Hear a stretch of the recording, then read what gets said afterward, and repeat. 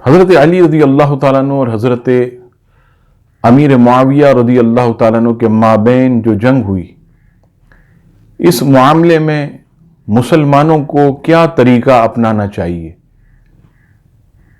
کیونکہ بعض لوگ جنگ صفین اور جنگ جمل کو بنیاد بنا کر حضرت سیدنا امیر معاویہ رضی اللہ تعالیٰ عنہ کی شان میں گستاخی کرتے ہیں۔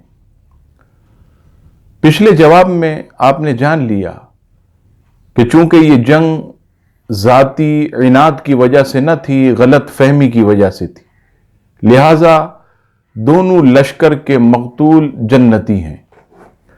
اب اس معاملے میں ایک عام مسلمان کو چاہیے کہ وہ دونوں ہستیوں کا ادب و احترام کرے، کیونکہ حضرت سیدنا علی المرتضی رضی اللہ تعالیٰ عنہ یہ بھی ہمارے ایمان میں داخل، اور حضرت سیدنا امیر معاویہ رضی اللہ تعالیٰ عنہ یہ بھی ہمارے ایمان میں داخل ہیں۔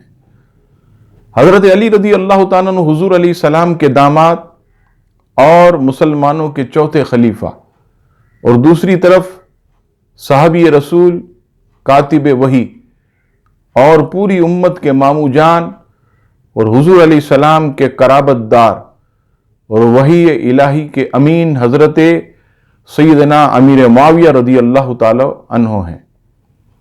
اب اس معاملے میں حضرت عمر بن عبدالعزیز رضی اللہ تعالیٰ عنہ سے پوچھتے ہیں، جو کہ پہلی صدی کے مجدد ہیں۔ آپ سے پوچھا گیا تو آپ نے اس بارے میں جواب دیا کہ اے پوچھنے والے، کیا اس وقت تمہاری تلواریں چلی تھیں؟ اس نے جواب دیا، اس وقت ہماری تلواریں خاموش تھیں۔ یہ سن کر حضرت عمر بن عبدالعزیز رضی اللہ تعالیٰ عنہ نے فرمایا کہ جس طرح تمہاری تلواریں خاموش رہیں، اسی طرح دونوں بزرگوں کے متعلق اپنی زبان کو بھی خاموش رکھا کرو۔ یعنی کیا مطلب؟ دونوں ہستیوں کا احترام کرو، دونوں ہمارے ایمان میں داخل ہیں، دونوں حضور علیہ السلام کے صحابی ہیں اور اللہ تبارک و تعالیٰ کے نیک بندے ہیں۔